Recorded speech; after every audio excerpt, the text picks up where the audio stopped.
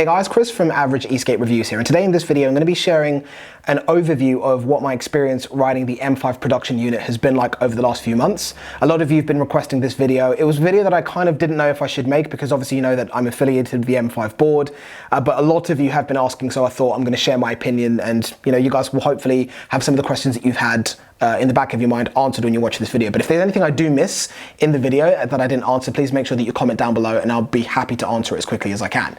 So what's my time been like in the M5 board? I've really enjoyed riding this thing. You guys know that I was a massive fan of the pre-production board. It kind of ticks all the boxes. So the production unit, which is a lot more refined than that one, has been really, really great to ride.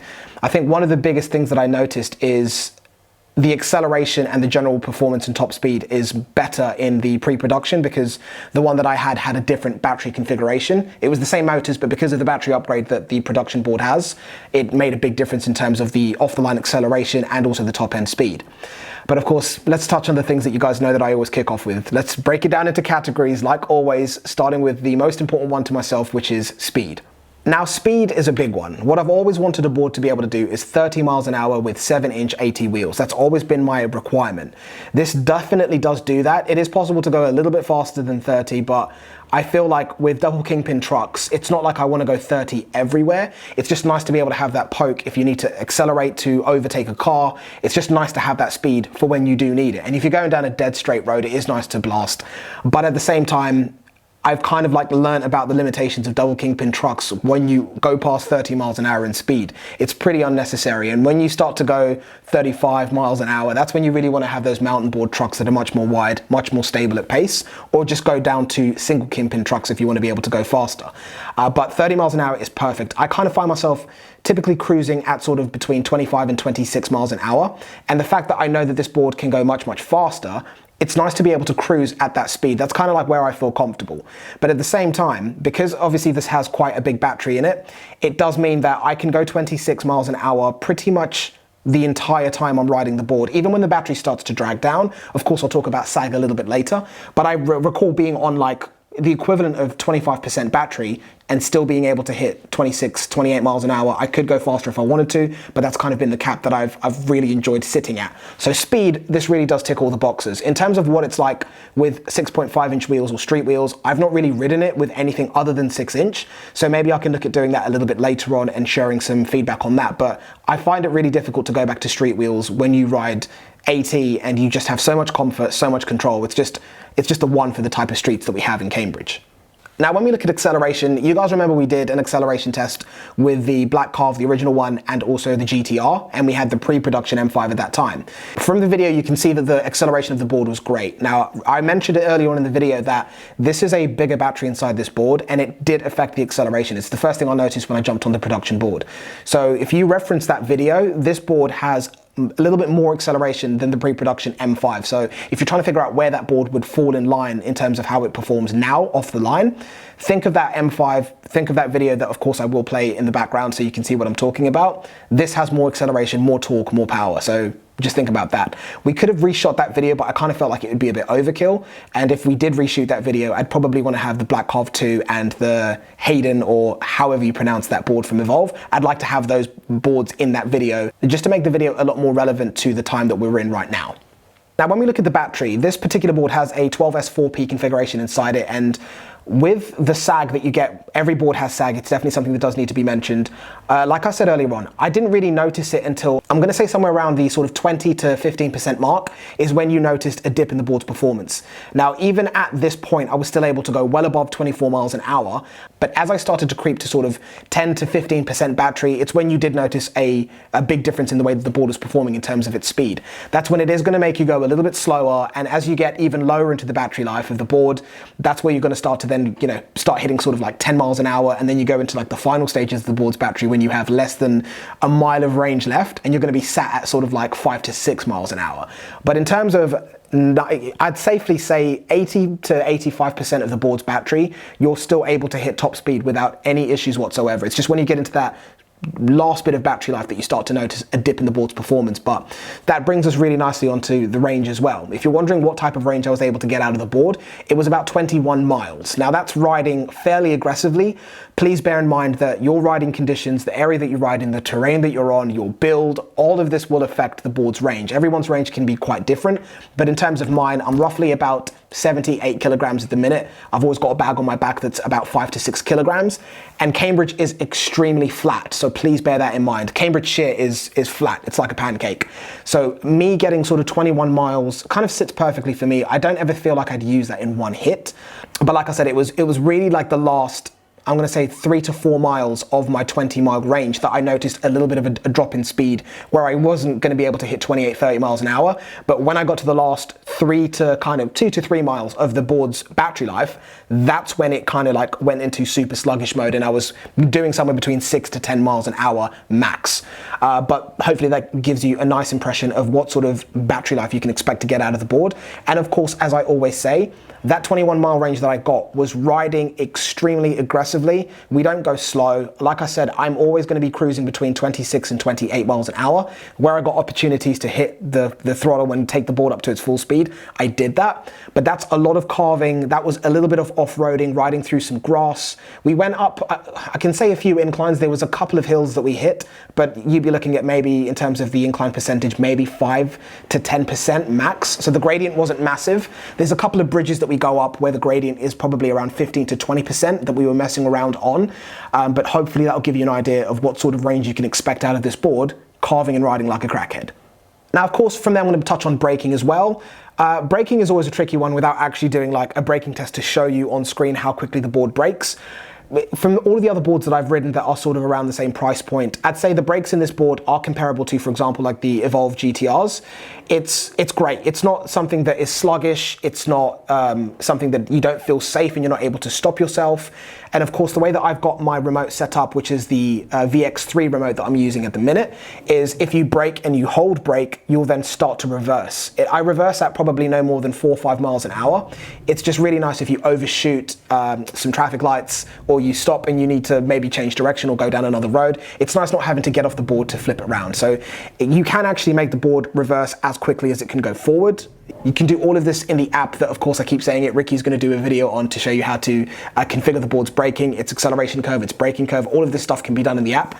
And with that, you can adjust the speed of how fast the board can reverse. But for me, I just want a nice gradual reverse in case I overshoot a corner. So now when we touch on the ride of the board, this is probably one of the biggest things that I think is what made this board so appealing for myself. Is I really, really love the ride of the GTR Bamboo. I've said this so many times, and all I wanted that board to be able to do was just be faster, have more power, have more acceleration, have better top end, and I also wanted the deck to be a little bit longer. I don't remember if you guys remember me saying that. This has effectively touched all of those nails on the head. The drop down isn't something that I thought was going to be something that I loved as much, but of course, after riding boards like the Carbon GTR that had that drop down, I wished the Bamboo version had that. I know the new one does, but this is literally perfect for the way that I ride. I love to carve, so having a board that kind of locks you in, you know where the back of the board is and where the front is without having to look down.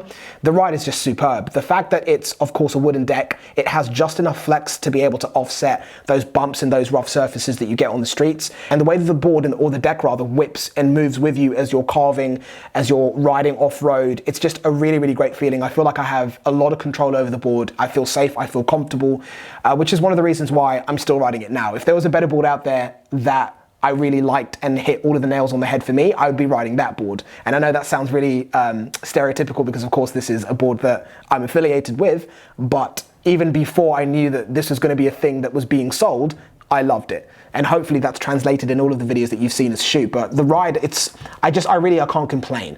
I think if I could change anything, I'd perhaps want a much wider deck, and maybe also a little bit longer, believe it or not. But aside from that, it's hit all the nails on the head. This, for me, has been my daily, and I've been pleased. There's not really much I can say that's negative about the ride. Now, of course, touching on the ride, we've got to look at the grip tape as well. This is grip tape that we are manufacturing ourselves. So if you do decide that you wanted to pick up one of these boards, I actually prefer the grip tape where it's a little bit on the front and a little bit on the back. I don't like the entire deck being grip tape, which is what the setup on this board is at the minute, but it still looks good. But like you guys know, I like wooden decks. I like to expose as much of that wood as we possibly can. But this grip tape has been phenomenal. It's very, very tactile. It's not like dope grip that locks your feet in and you can't move. I like the ability to adjust my stance while if I'm getting deeper into carves, or if I need to hit a corner pretty sharp and I really want to put all my weight onto one side of the deck. I like to be able to move my feet if I need to, but it does offer good grip for you to be able to ride hard, carve hard without worrying about your feet slipping. But if you do want to adjust your stance, you can do that. But with grip tape like dope grip, I found that because it's quite thick and your feet sink into the grip tape, you are locked in. And maybe that's a good thing depending on what your preference is. But for me, I don't want my feet to slip, but I like to be able to adjust my stance mid-ride, especially at high speed as well. So this grip tape has just been absolutely perfect, and it's lasted a lot longer than I thought that it would. I've not had to change it. I don't see me needing to change it anytime soon. So if you're wondering about this, of course, we are going to add it to the website as well. So I'll link it down below when it's live. So if you want to pick up your own sheets of this so you can create your own designs and grip tape your boards, I'll make sure that is also down below in the video description. And as a side note, the grip tape is made in the UK, which doesn't sound like it's a big deal, but I really like to be able to do as much in the UK as we possibly can. So also a couple of extra points about the ride of the board. Something that I'm not too keen on, and I'm quite happy to say, is the bushings on this board. The bushings on the pre-production were even softer. These ones are harder. It's taken a lot of messing around with the bushings to be able to get them to where I want them to be. To be honest, what I'm probably going to do, which is the thing that I should have done in the first place, is just replace them. This really does come down to preference, because I've had other skaters who are actually heavier than me ride my board and say that the bushings are too stiff for them. Which was quite a surprise, because I thought bigger rider, if anything, I thought they'd be too soft. So I think this is much more of it's a criticism for myself rather than me trying to critique the bushings on the board. But it just seems like I have to play around with them a lot to make them perform and feel the way I want them to. I am going to switch out the bushings and get harder ones, but that's just something that I thought I'd mention, because it's really the only part of this board that I feel like I'm going to have to adjust and get something else to go on it, just so it fits properly and performs the way that I want it to perform. But a lot of people have already got their M5s and have been riding them, and we've not had any feedback about the bushings from anyone else. But I feel like one thing that I'd love to see Ricky add to the site is different bushings, like softer ones, medium ones, and then much harder ones, to hopefully keep me sweet and anyone else out there looking for the same thing. But that's really the only other thing that I could think of that's worth mentioning about the ride. The bushings were a nightmare for me to dial them in to the way that I want them. But now that they're done and it's how I want them to be, I'm not touching them until I replace them with different harder ones. Now, of course, looking at the deck as well. So you can see from the camera there, it's got that nice drop down. I like the length of it. Like I said, it'd be great if it's a bit wider, but you know, you can't have everything. I do like the fact that the concave in the middle of the deck isn't so strong. The concave is almost in the shape of like an M, where you have one concave and then the center of the board kind of rises again, the center of the deck rather, and then you have another concave. That does feel quite comfortable on your feet, especially if you're riding quite long distances. This is a very, very comfortable board to ride. Like I said, I'd love it if it was a bit wider, but this deck has been very, very comfortable to ride. Like I said, it's not too deep. The concave is really, really gradual. It's got that kind of like high bit in the middle that your feet sit into, and it's very, very comfortable for your arch, if that makes sense, if you see what I mean. But the deck has been a lot of fun to ride. From there, moving on to some of the other things that I really like. I love the fact that the hubs of the wheels are metal. Doesn't sound like it's a big deal, but when you take them off, it feels pretty sweet and chunky in your hand. They just feel solid and like they're good quality, which is always great. And also the gears for the wheels are actually part of the hubs themselves rather than being separate pieces. I didn't know how I felt about that, but I don't really change my wheel setups that often. So it's a bit weird when you do see it. But in hindsight, I actually do like the fact that they're all together. It's just less pieces. It sounds like it's a bit silly for me to reference that, but I thought I would mention that because it's something else that I actually didn't notice until I took them off and noticed that they were all together. I might have mentioned this in a separate video, but yeah, I just thought I'd throw that in there as well. Of course, this doesn't affect your ability to be able to throw street wheels on there. If you had wheels that had the gears separate to the hub, you can just, of course, still use those. But the wheels that these board comes with, if you're looking at the 6-inch or the 7-inch 80 wheels, the hub and the gear is all attached for you. Now from there, looking at the remote that the board comes with. Now standard, if you don't make any changes to your orders, it's going to come with the VX1 remote, which is like your standard boosted style remote. This remote doesn't have a screen. I didn't think that was really a big deal because after you get used to a board, you get comfortable with it. I don't really ever look at the remote. It's just nice sometimes to glance at it to see how fast you're going. I used that remote for a really, really long time and then switched over more recently to the VX3. Now, this remote, of course, is a trigger style, very similar to what you'd get for like the Evolve GTR's remote. It's definitely a lot chunkier, it's a lot more solid. The entire thing is sealed, so it's waterproof. Not like it can get rain on it, like you can literally fully submerge this thing in water and it's completely fine. I love the fact that it has a screen on it because, like I said, I do like to be able to glance at it and to be able to see your battery percentage, or rather a battery bar rather than dots on a remote screen. It really depends on personal preference. I know some people don't mind seeing the illuminated dots on a remote screen to work out their battery, but I want it to be like a phone. I want to just glance at a screen and see how much I've got left on the bar. I know the level of accuracy that you get with these different remotes can vary, but at the same time, I'll always opt for having a screen wherever possible. But riding with the original VX1 remote, it wasn't something that I really missed, because if I want to check speed, I'll throw on a tracking app that shows me how fast I'm going, how far I've gone, all of that good stuff. So it's not a live or die. It's not like a big deal, but it's definitely something worth mentioning. Now with the VX3, you guys know that I love the Evolve style remotes, that having the trigger back and the brake on top, having them as two separate buttons, I don't know why, but for me, I just kind of feel like that's safer. I don't like the acceleration being and the braking being on the same wheel. Like for me, I don't know what it is. I just find that the trigger style remote just feels safer. And it's very, very chunky, very solid. It's not the type of remote that's gonna fall and break like the old remotes that you used to get from Evolve. This remote is an absolute tank. I've really enjoyed using it. The display shows you everything that you need. Of course, you can do all of the calibrations and stuff like that like you can with other remotes. I just feel like that is the one. If you guys like that trigger style remote, the VX3 is definitely the one. But please bear in mind, it is chunky, but it doesn't bother me. It just feels solid. It's got like that nice rubbery tactile grip.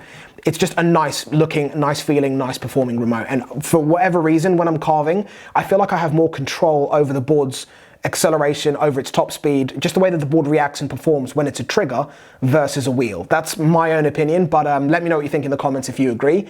But this is probably talking about a remote longer than I need to, but the VX3, I can't get over how much fun it's been using that remote. So if you are considering getting one of these boards, you like the Evolve trigger style remote, VX3 all the way. Definitely worth it. And as a side note, the VX3 is also wireless charging. It has like a little pad that you can just pop the remote onto to charge it. Again, not a big deal, but I think that's sweet. I think that's a sick feature to have in a remote, not having to plug it into those finicky little ports. So that's another reason I really like it. But moving on from the remote, we'll get rid of that subject now and move on to charging. I'm going to talk about it from a fast charging perspective, because I honestly think if you have the option to upgrade to fast charge, please do it. This isn't me trying to upsell you if you're considering buying one of these boards, but please do the fast charging. I'm never ever having a board without a fast charger ever again. Charge time before was, from a dead battery all the way up, was maybe like 4.5 hours. Fast charger, it's about an hour from completely flat to 100%. Now, when you have riders out there that like boards that have crazy range, if you can charge a board up from flat in about an hour, and then you get essentially another roughly 21 miles of range, I feel like that's a really nice winning recipe for myself. And that kind of means that you don't have to have a board that has a super big, heavy, bulky battery. You can slim down on the battery, upgrade the charger, charge really quickly, and you can double your range in the space of an hour. So charging, fast charge is the one for this board. And the port also screws shut. It's not like one of those flappy ones from so many board companies that is just one of the poorest features that a lot of these skateboards have, where the port is just flapping around as you're riding. You get debris in there, you can get liquid in there.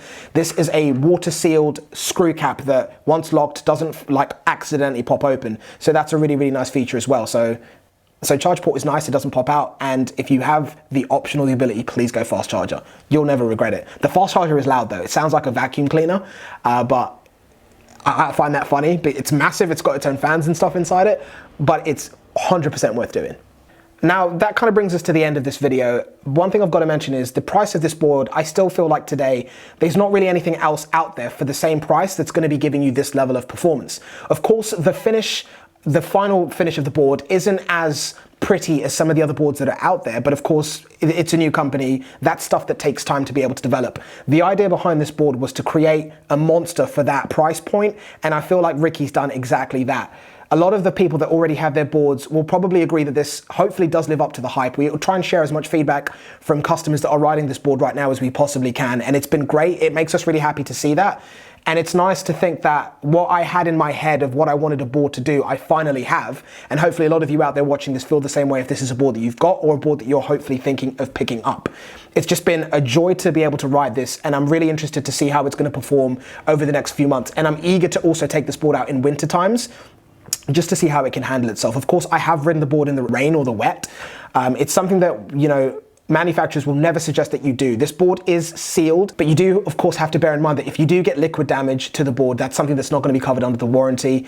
I do ride this out in the wet, and I know that it can take it. If you do get caught out and you're trying to get back to your location, it can take it. But like I said, it's one of those risks that you have to be willing to take yourself, because the consequences of that could be horrible. But if you're wondering, yes, it can handle getting wet. I have ridden this board in torrential rain and it's been completely fine. So food for thought, but you know, if you take that risk, that's on you guys. But if you're wondering if it can, yes, it can hack it. But overall, it's just been a lot of fun to ride this board. I'm looking forward to VSing this board against other boards. Of course, Black Calf 2 will put it up against that. The new board from Evolve, we're going to put it up against that. If there's any other boards that you want us to try get our hands on so we can put this board against it, bear in mind, it'd be nice if they're sort of around the same price point, but we're more than happy to do that, and those are videos that are going to be coming out. But if there's any other questions that you have about this board, please leave your comments down below. Thank you for watching this video all the way to the end. If there's any other videos that you want us to make about this board, please comment down below and let me know. But a big thank you, thumbs up, subscribe, and when I'm posting this video, we've probably already hit 10K, so a big thank you to the Eskate community for supporting what we do. There's going to be more videos on other boards coming out on the channel. We've just been really busy trying to get all of these units shipped out that we have, so that's why there's not been that much content. And of course, I still have a hockey channel that I have to create content for as well, which is my main job. So we've just been extremely busy, but podcast will be back, other reviews will be back, and more videos about this and how you can adjust the settings of your own boards. All of that will be coming very soon. But thank you guys, thumbs up, subscribe, I know I've said it a bunch of times, and I will catch you in the next one. Take care.